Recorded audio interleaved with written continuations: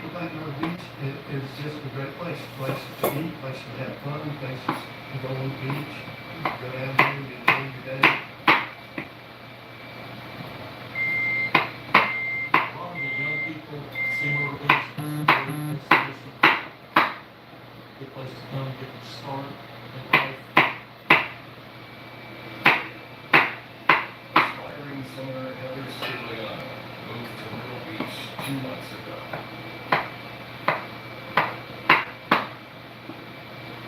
Her family suddenly loses contact.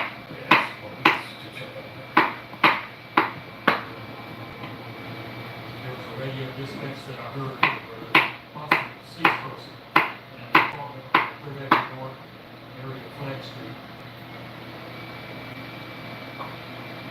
As I was walking in the door, I see blood splatter on the walls, the couch,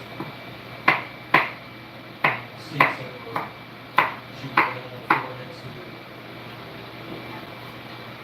It's the scene of a gruesome homicide.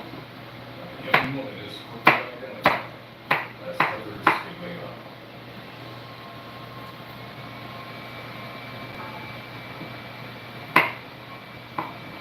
I observed a picture of her laying on top of the couch. And it appeared to have some red stain between the blood stains. There's a one-room apartment where everything was all in one place. You could tell that there'd been a struggle by just the way she was laying there and her fingernails and stuff like that. And she had all that. You could tell that she had influence. She was beaten to death. You could tell that she'd been stabbed. You could tell that she'd been strangled. And that right there was a different thing I'd ever seen.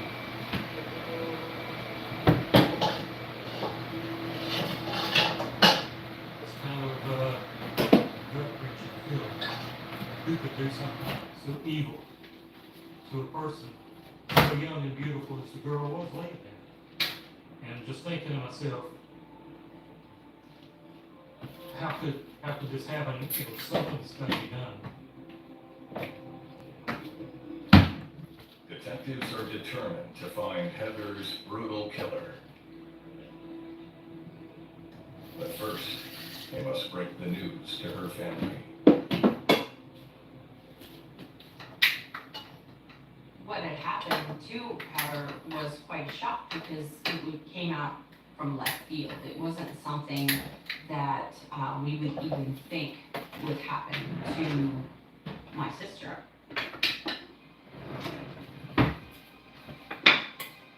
You know, there was a part of me that felt that, you know, she was ripped kind of from me, from my life. Mother had a lot of friends, and everyone loved her. She was just one of those people that, like, when you met her, you love her. When I first heard that Heather was moving to Myrtle Beach, I actually felt that there was a natural evolution for her because she loved being on stage outside of the theaters down here in Myrtle Beach, and it just became natural. Investigators poured over Heather's apartment, gathering evidence and searching for any link to her killing. I scanned further around the room and I noticed some of the drawers open, clothes hanging out, things thrown around the apartment as if somebody had been rummaging through looking for something.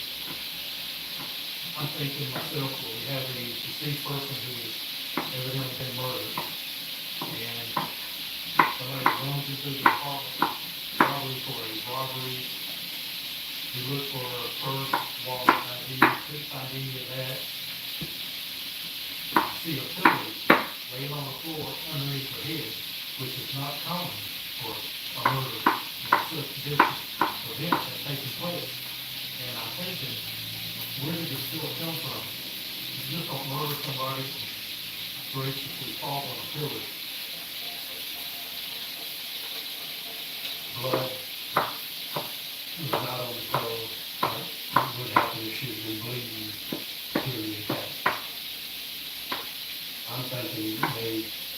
telling her that feel sorry for what they've done and make her comfortable as they could. It's a chaotic and confusing crime scene, and there are clear indicators that the perpetrator tried to cover their tracks. I looked around the apartment and you could tell where somebody had tried to clean up some blood and stuff. You know, there was a lot of blood in different places in the bathroom where you could see somebody tried to wipe up. It's up to the coroner to help establish when the homicide took place. He looked at Mike, and then it was obvious that she had been there at least a time. Decomposure was just starting. Some of that is really just an estimation, and at the crime scene, there are few things that investigators can note in order to provide information. So basically, as National Traffic Service Station to try to estimate the time of death. In the early 90s, that was fairly common. However, now we recognize that that's not the best practice. Preliminary analysis suggests the murder took place 6 to 10 days before the discovery of Larry's body. Dr. Jamie Downs, an FBI-trained expert in overkill murder, is assigned to Heather's case. I've always been a kind of a puzzle solver, trying to figure out things, put things together, or take them apart, to try to explain why things happen. I get very much a sense of satisfaction when I talk to a family and they are able to communicate with me. Because if you think about it, their loved one is suddenly taken away, and now here I am. I come on the scene, and their interaction with me, that's how they're going to remember their loved one. I want that to be as good a memory as it possibly can be. Dr. Downs meets with detectives Chestnut and Bella to gain insight into the case. Prior to conducting the autopsy, I meet with the investigators to give me a thumbnail sketch. These are the circumstances of how we came to be involved, how we got the call, and what they believe might have happened. I don't want to be misled by someone else's preconceptions about the case. My job is to work independently. Heather's body is released from the crime scene and sent to Dr. Downs for autopsy. I look at Heather's body and she has these bruises on her chest and abdomen that are yellow or green. I can't tell you what they are, but I have a clue in the shirt. Because when I take the shirt and pull the shirt down, I can see linear striated marks, lines on her shirt that have. Hi, Tete. And it doesn't. Hi, admins adventure. Kamusta? Nagluluto ako. Hindi na monetize yung channel ko. Kasi di na ako nag-upload. Kaya magla-live muna ako. Kamusta? Kamusta? While Dr. Downs Ano continues yung admins adventure? investigators use a chemical mixture to search for any trace of the footprints at the crime scene. Vita Black is, Hindi na ako nag-upload. Kaya mixed together demonetize that na ako. works with proteins that is in the blood of everybody. You have blood on the bottom of your foot, and you have the footprint on the floor, and you reach down with a paper towel or a washcloth, and you wipe the print up off the floor. You spray this chemical on the floor, and it brings up the footwear impression by the proteins that was in the blood. We found footwear impression in the bathroom, inside of the apartment building where the homicide had occurred. The shoe print is a perfect match for the one Wala Dr. na Downs din discovered YT ko. on Heather's Demonetize na t-shirt. din sa akin. The footprint that was found on Admins adventure sino to? and Admin mo si Admin Trex. Demonetize na rin, oo nga. put to Hirap. Pero yung anak ko nag-create ng YouTube channel. Kaso bago pa lang. Kailangan niyang kailangan niyang pagpamonetize. Admin ma. Ay, si admin ma pala eh. Ay, sayang. Na-demonetize ka din. Ako, ang tagal na. Ang tagal na. Kaya nga sa FB mas madali. Diba? Hindi din kailangan ng ng mahabang video. Thank you. Ito yung paano ko dito yung ng anak ko. We had no idea what it was, and we had them collect that. So, di ka na nag-upload dito, admin ma? Later on, that would tell us the story. During the course of my examination, I could see in Heather's scalpel pieces of black plastic. I don't know what it is, so I go through and collect as much of that as I can find. While I'm collecting that, I see that she also has injuries within her scalp here, so I have to shave the hair away so that I can document the injuries that are there. And in her case, there was a large grouping of abrasions, again, another type of blunt force injury. She had 2 large lacerations on her forehead. Now, these were interesting because they were parallel to one another, and they had an interruption, the area that was not injured. This pattern was repeated, so immediately I think that if we get a weapon, I might be able to match that wound back to a certain weapon. The trauma on Heather's body is widespread. As I'm doing my examination, I noticed that there are a great many injuries. The right side of her face had a pattern injury that was roughly square, breaking the cheekbone and breaking the jaw. On her left neck was a similar area of linear abrasions. She had the cord from a lamp that was present. Kaya nga, tied hindi around na her neck. titamad na. Totoo yan. She had 3 stab wounds Ah. to her head. Alam mo, sabi ko magla-live ako kahit walang manonood. She had no blood pressure. Malay mo, mabawi ko pa. Wounds were inflicted, Pero mahirap na. Back to zero yung ko views ko. visible around So, the skin surface. Yun. So, those are Mag-ulit. Mahirap pa naman. measure the wounds to try to see if I can get an Diba? idea of what weapon, obviously a knife of some kind. And the measurements there are consistent with the butcher knife that's found on the pouch. Nagluluto ako ng A pakbet stab postmortem, at saka or any type of postmortem injury for steam that na matter, isda. speaks to a certain level of overkill. This case is clearly overkill. That term simply means more violence than is necessary to commit the crime. You look at the number of injuries, you look at the types of injuries, the sexual component to the injury, and all of that gives you an insight as to what kind of killer you're looking for. Hirap na habulin. Totoo yan. Sobrang hirap na If there's habulin. a lot of intimacy to it, you may be looking at somebody who has a relationship or had a relationship with the deceased, as opposed to a random meeting on the street. What's going through an individual's mind, it could be drug fueled. Some of the things that might be happening are rage, and that rage may be fueled by anger at the victim. That makes it a very personal crime. Those closest to Heather could have key information about her life leading up to her murder. We talked to Heather's mother.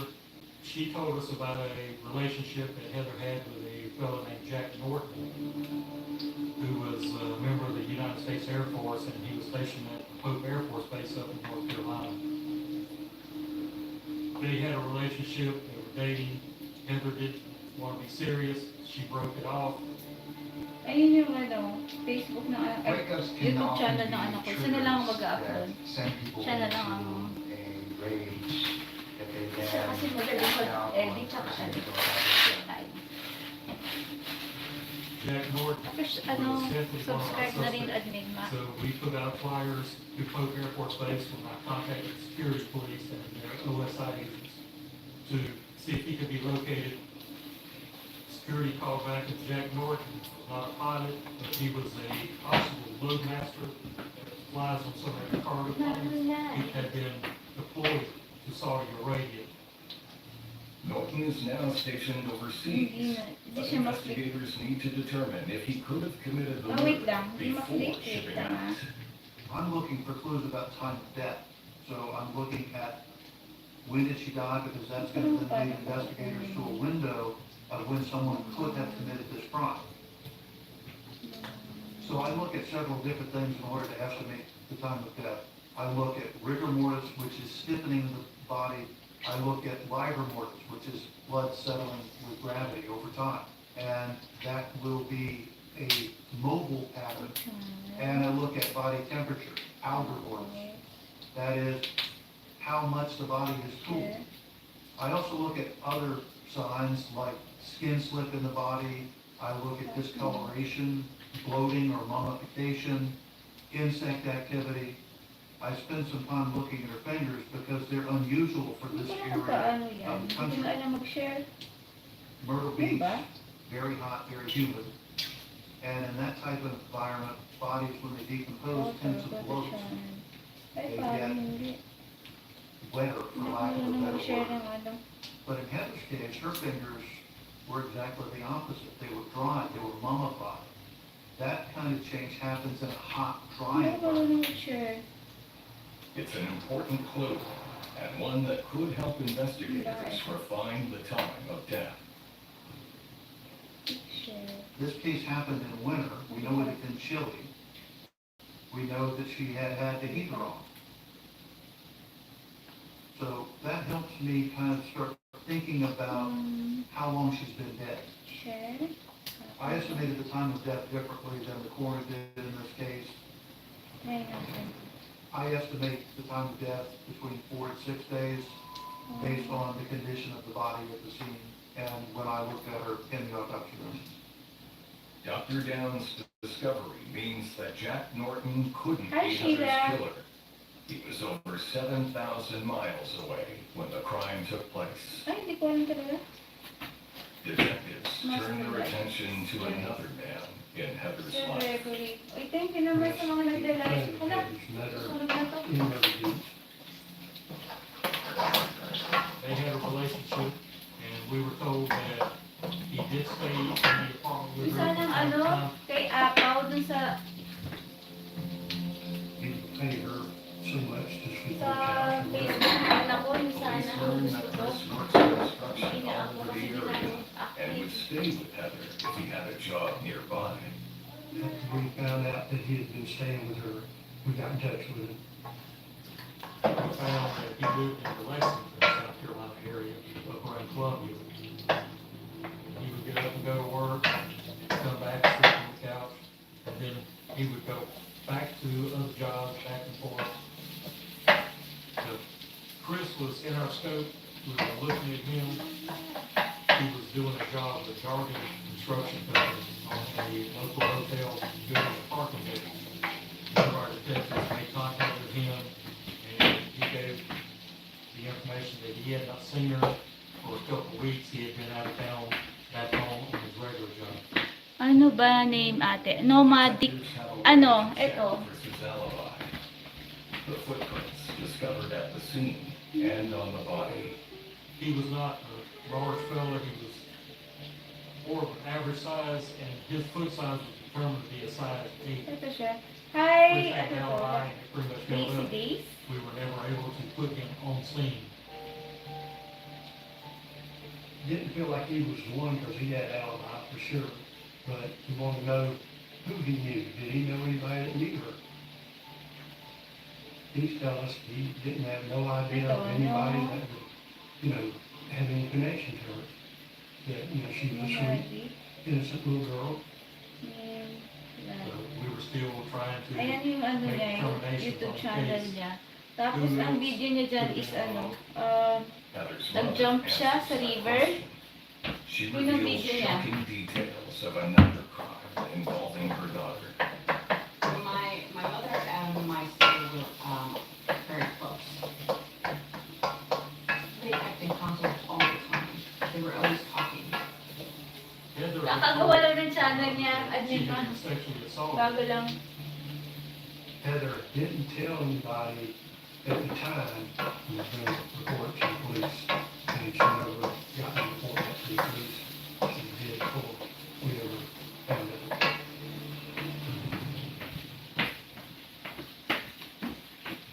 Sige, search ko lang.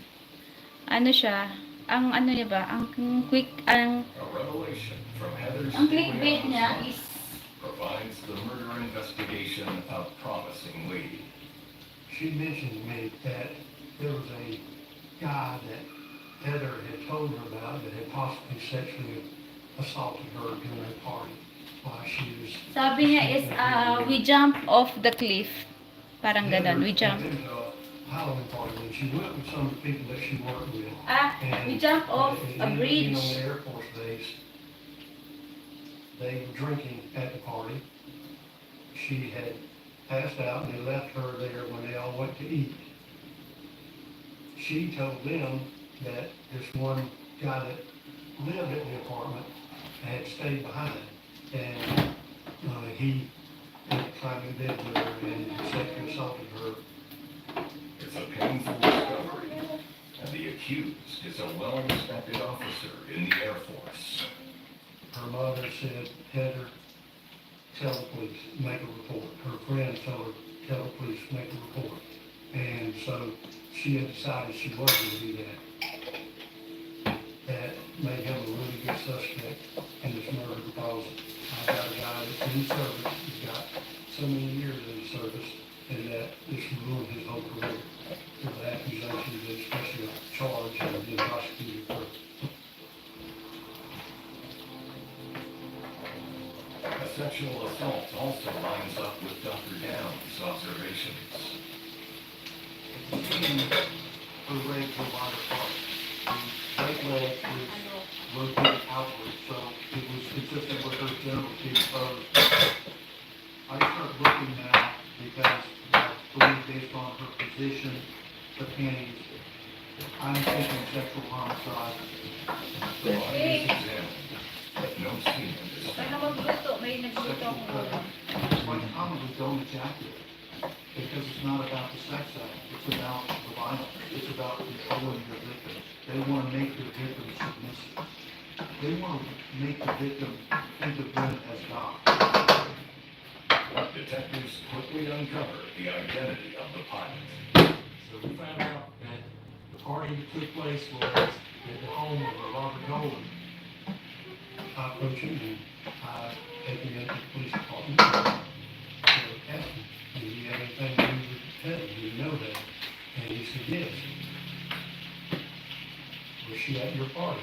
Yes, she was. Romantic obsession is a very potent obsession. It's one where an individual is consumed by the very thought of having the other person, of possessing them. And when they're turned away or rejected, that can become the final straw that turns them into a violent predator. Investigators cannot prove he committed sexual assault, so they work to link him to Heather's apartment and the murder. During the interviews, Robert Golan was telling us he had his alibi that he was at work on the air base. Once he got off work, he was home with his wife. His wife confirmed that he was home every night during Heather's appearance. Neither one of them left the 27. area. Robert Ay, Golan thank you was naman, admin ma, tsaka polygraph. she. Thank you, thank Detectives you. remain suspicious. They keep searching for physical Lagay niyo doon na ano ha, evidence na para of makita Heather's niya na murder. ano. Heather had defensive Galing kayo sa marks live on ko. her hand, Thank you naman. as well as blunt Ayun, ang galing mo naman, admin ma. bruising Nagets mo, hindi ko on alam. her arm. She fought for her life. Thank She you. struggled to live. Such a violent encounter would leave marks on the killer as well. We looked at him, of course, and looking at him, talking to him, we had no scratches, no bruises or anything that would have been obvious as far as she fought. Robert Dolan is cleared of Heather's murder. Worried that a depraved killer could escape justice, investigators run down another lead. I learned from the friends of the family that she had a car that was not there. We were told she had a brown-colored Chevy Monster and it had a Pennsylvania tag, but we didn't have the tag number at that given point in time. The tip line from the media went out. You get a pretty mixed bag when it comes to tip lines. Oftentimes, when police put out a call for tips, they get a flood of different kinds of information from various people in the community. Magaling yan mag-edit, kaya siya ang pinupush ko na siya na lang magbablog. So police have the difficult task of trying to sift through what is credible and what is not. The detective division received a phone call from a shop owner of an antique shop in Pawleys Island.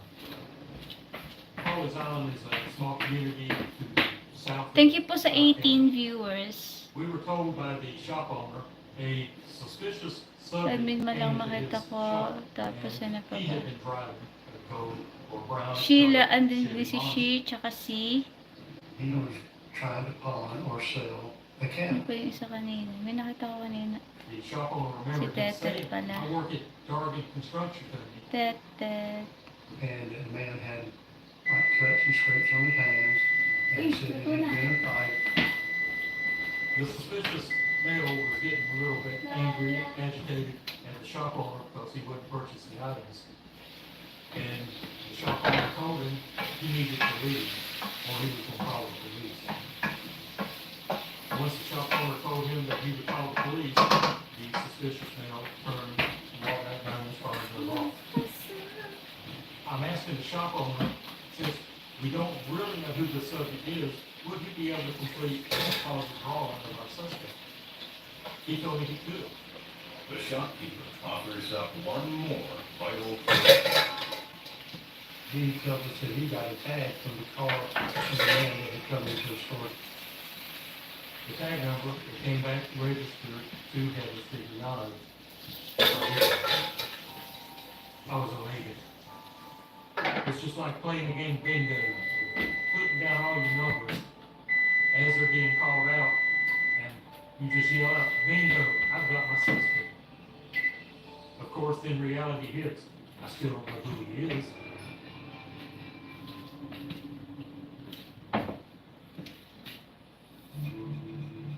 Detectives have a solid lead in the savage murder of Heather Stigliano. Now they need to put a name to the suspect. The Grabe, agent grabe. said the suspect Dami worked for na. organic construction. And he got a good look at it, so a very composite may drawing. ako. We made copies of the composite, went to the construction site. Wow. They were having a foreman's meeting, and I told them what we were investigating. I had a picture to show them, and I laid the composite drawing down on the table, and everybody in there said, that's James Foote. We discovered that Chris Hawkins was also an employee of Dargan Construction Company. Alright. Chris Hawkins is the Chris that would sometimes sleep over on the couch at Heather Stigliano's apartment. And he knew James Whitman.